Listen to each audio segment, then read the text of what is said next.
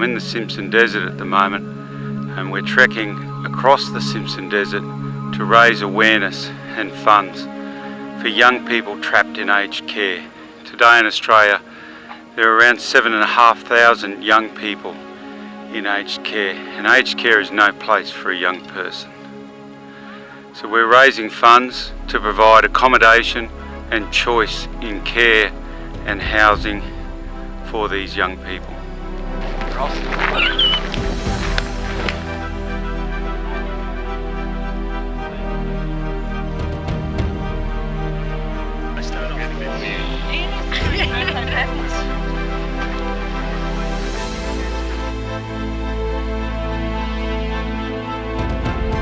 First day, about 20k. Oh, super hot day. 37 degrees didn't do any good. The sun's going to be down in the next half an hour, so that should make life a lot easier.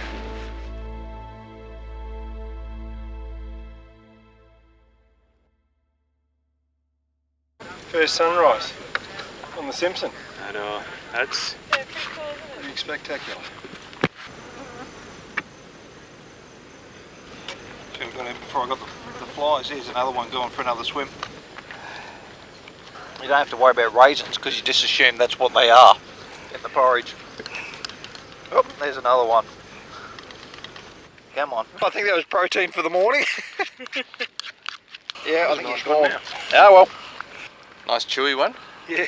Yeah. It was a friend of mine in Sydney who actually introduced me to Youngcare, and I was immediately blown away with the simplicity of the organisation and amazed at how few people knew about the problem of young people in aged care facilities. We all congregated in Brisbane one weekend. In the afternoon we went to the Youngcare apartments and had a barbecue with the residents, and one guy in particular his story really touched me.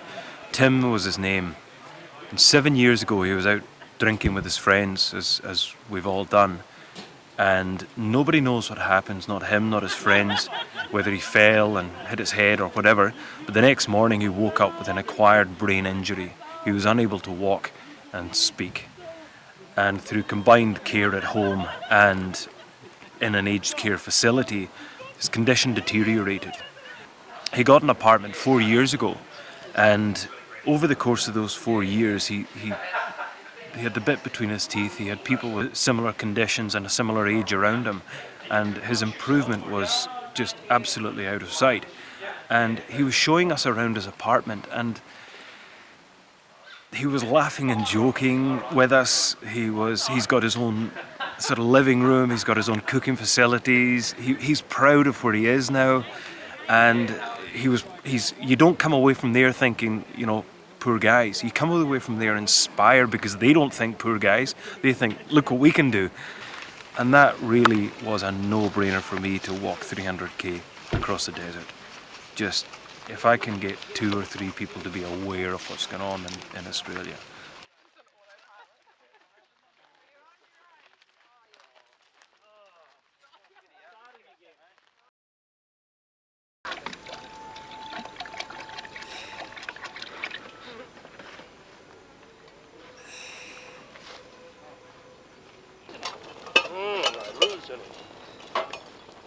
No, mate, look, and what makes me really happy and I suppose proud is that this group here that you have with you today will be the first group to walk across the Simpson Desert via the geographical centre, sorry. So I think that's pretty exciting. It's a 40k walk today to the Geo Centre. It's not going to be the easiest walk we've had, so we're just going to get out there, give it our best shot. Let's go.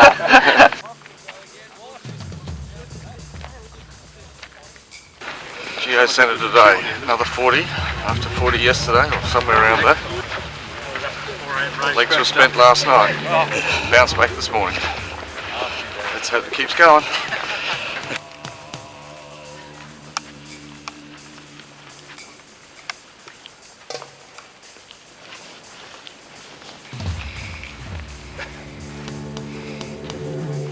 Getting to the Geo Centre, we've got, I think, around about 1.5 kilometres to go. We're all very excited. Yeah, that'll be it. That'll be the pole there. There's only... Yeah, that's it. That'd be the Geo Centre. Oh my goodness. We can see the pole that defines the geographic centre of the Simpson Desert, but it's a great achievement to actually to get here. Geo Centre, hard yards, finally here. What an achievement. Loving it. We made it. Very exciting. Well done, Doc. Well done. Yeah. Well done. Youngcare! But this is nice. This feels good. Heading on further toward Birdsville. That's the next challenge. So it is the pinnacle for us, which is the middle of our trek. So, but it's just as hard to trek out of the desert as it is to trek to this point. The continual day after day starts to take its toll on the joints and the toes, and a lot of rubbing. So there's a fair bit of aches and pains around the camp, but people are still in very good spirits.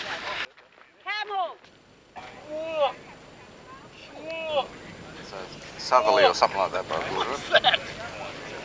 We're downwind anyway.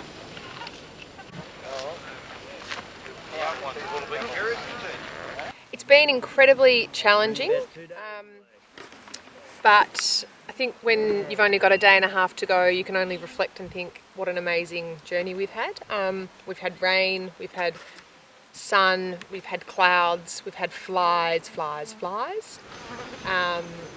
But it's been amazing, and the group has really come together really strongly, I think, in the last few days. So yeah, I've actually had an absolute ball. I'm exhausted and my feet are sore, but yeah, I really have loved it. Last long day. Last day.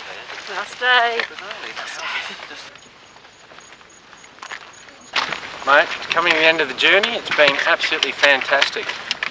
All the blisters and pain and suffering we've gone through, it's starting to fade away now, so. No more days to go. We're almost there. We're on the last 5k into Birdsville. Oh, okay. Right. Most people have got sore feet. A lot of people have got blisters. We're sort of the walking wounded at the moment, but everybody's determined to make it to the finish line, which is really great. It's a good feeling.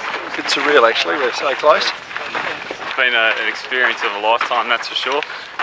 We're under 5k to our destination, Birdsville, and our flag carrier here for our last leg is Jennifer Hinds. Jen's fantastic.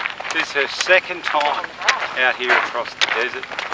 Jen has been a carer for her husband for the last 25 years and truly is an inspiration and shows us what can be achieved. And I care for my husband 24/7, so it's a real privilege they gave it to me to bring him to Birdsville. And she keeps getting upset about it. I'll hit you with my stick again. You're a great girl, stop it. Marvellous. I'm going to send you on a real holiday though and show you what respite's supposed to be all about, not going to get it.